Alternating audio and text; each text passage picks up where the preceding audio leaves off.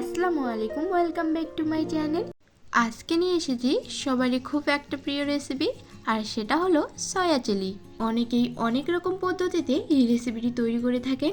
এটা কোনো নতুন রেসিপি নয়, তবে আজ আমি খুব সাধারণভাবে এই রান্নাটা তৈরি করেছি, যাতে করে সবাই এটা বুঝতে পারে আর রান্নাটা তৈরি করতে পারে। তাহলে চলুন আজকের রেসিপিটা শুরু করা যাক।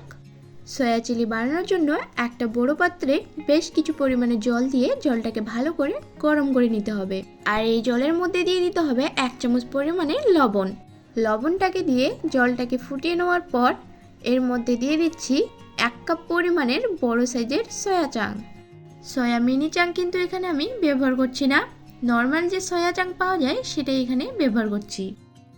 2 থেকে 3 মিনিট সয়া চাংটাকে ভালোভাবে বয়েল করে নিব।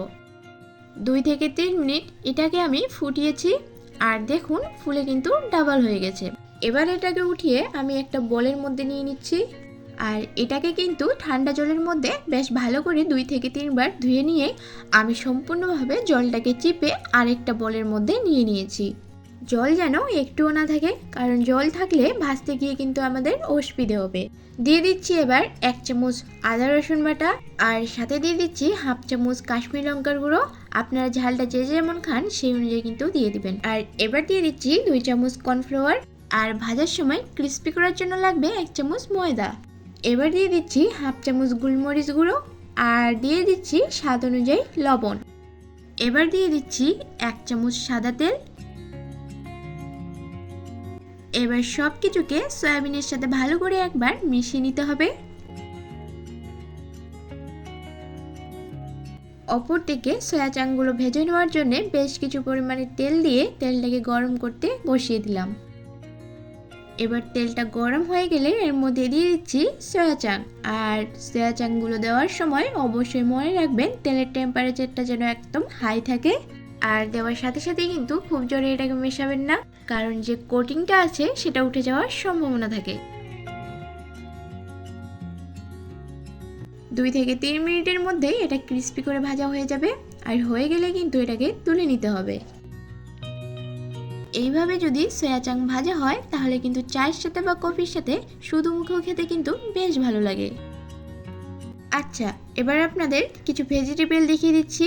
এর মধ্যে আছে একটা বড় সাইজের পেঁয়াজ। পেঁয়াজটাকে ঠিক এইভাবে আমি একটু ছাড়িয়ে নিয়েছি, আর সাথে নিয়ে নিয়েছি গ্রিন ক্যাপসিকাম, তবে আপনারা চাইলে রেড বা ইয়েলো নিতে পারেন। আর নিয়েছি কাঁচা লঙ্কা, আর সাথে নিয়েছি রসুন কুচি আর আদা কুচি। আপনারা আপনাদের ইচ্ছে মতো সবজি কিন্তু নিয়ে নিতে পারেন। এবার একটা বাটির মধ্যে নিয়ে নিচ্ছি আমি এখানে 2 চামচ পরিমাণে চিলি সস, আর সাথে নিয়ে নিচ্ছি 2 থেকে 3 চামচ পরিমাণে টমেটো কেচাপ বা টমেটো সস। এবার এর মধ্যে দিয়ে দিচ্ছি 1.5 চামচ পরিমাণে dark soya sauce. Tomato sauce আর ডার্ক সয়া সস কিন্তু আমি বাড়িতে তৈরি করেছি, যদি আপনারা দেখতে চান তাহলে পরের রেসিপিতে কিন্তু শেয়ার করে দিব। এবার এর মধ্যে দিয়ে দিচ্ছি 1 চামচ পরিমাণে কর্নফ্লাওয়ার, আর সাথে নিয়ে নিয়েছি নর্মাল জল। এবার এর মধ্যে 3 থেকে 4 চামচ জল দিয়ে কর্নফ্লাওয়ারের সাথে সসগুলো ভালোভাবে একটু মিশিয়ে নেব। ঠান্ডা জলের পরিবর্তে যদি হালকা উষ্ণ গরম জল ব্যবহার করা হয় তাহলে কিন্তু কর্নফ্লাওয়ার গুড়তে চাইবে না, দলা বেঁধে যাবে। সেই কারণে অবশ্যই এখানে ঠান্ডা জল ব্যবহার করতে হবে। এবার ওই তেলটা কমিয়ে ওই একই তেলের মধ্যে দিয়ে দিচ্ছি 1 থেকে 2 চামচ পরিমাণে রসুন কুচি, আর সাথে দিয়ে দিচ্ছি 1 চামচ পরিমাণে আদা কুচি। আর এবার দিয়ে দিচ্ছি 3 থেকে 4টা কাঁচা লঙ্কা কুচি। অবশ্যই লঙ্কাটা নিজের প্রয়োজন অনুযায়ী দিবেন। এবার সব কিছুকে 15 সেকেন্ডের মতো হাই ফ্লেমে একটুখানি ভেজে নেব। এবার এর মধ্যে দিয়ে দিচ্ছি কেটে রাখা পেঁয়াজ, আর সাথে দিয়ে দিচ্ছি ক্যাপসিকাম। এবার সব কিছুকে আমি 2 মিনিটের মতো হাই ফ্লেমে একটুখানি ভেজে নেব। যে কোনো ইন্দো চাইনিজ রান্না করতে গেলে কিন্তু হাই ফ্লেমে করতে হয়, লো ফ্লেমে কিন্তু করবেন না, তাহলে আবার সবজিগুলো নরম হয়ে যাবে। সবজির মধ্যে আবার যদি ক্রাঞ্চিনেস না থাকে তাহলে আবার খেতে ভালো লাগে না। 2 মিনিট হাই ফ্লেমে ভাজা ভাজা করে নেওয়ার পর দেখবেন যখন একটা সুন্দর গন্ধ বেরিয়ে আসছে, তখন এর মধ্যে দিয়ে দেব বাটিতে তৈরি করে রাখা সস। এবার হাই ফ্লেমে 15-20 সেকেন্ড ভালোভাবে একটুখানি মিশিয়ে নেব।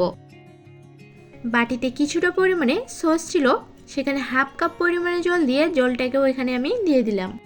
1 থেকে 2 মিনিট ফুটিয়ে নেওয়ার পর দিয়ে দিচ্ছি এখানে আমি 2 চামচ পরিমাণ অনুযায়ী চিনি।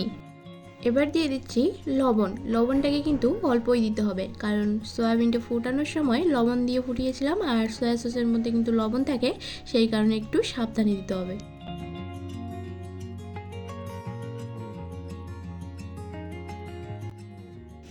এবার এর মধ্যে দিয়ে দিচ্ছি সয়া চাং, আর গ্যাসের ফ্লেমটাকে হাই করে একবার ভালোভাবে মিশিয়ে নিচ্ছি। আমি এখানে এটাকে ড্রাই বানালাম, আর আপনারা যদি এটাকে একটুখানি গ্রেভি করে নিতে চান সেক্ষেত্রে এখানে আর একটু জল ব্যবহার করতে হবে, আর একটু কর্নফ্লাওয়ার জলে সেটাকে ঠিক করে নিতে হবে।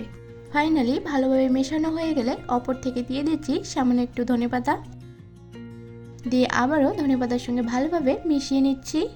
আর মিশিয়ে নিলে রেডি হয়ে যাবে সয়া চিলি। বাড়িতে যদি কোনো গেস্ট আসে তাহলে এটা আপনারা রুটি, পোলাও বা ফ্রাইড রাইসের সঙ্গে পরিবেশন করতে পারেন। খেতে খুবই সুন্দর হয়, একবার হলো বাড়িতে ট্রাই করবেন, আশা করি আপনাদের ভালো লাগবে। আর আজকের রেসিপিটা যদি আপনাদের ভালো লেগে থাকে তাহলে অবশ্যই কমেন্টের মাধ্যমে জানাতে একদম ভুলবেন না। আজকের মতো বিদায় নিচ্ছি, তখন ভালো থাকবেন, সুস্থ থাকবেন, আল্লাহ হাফেজ।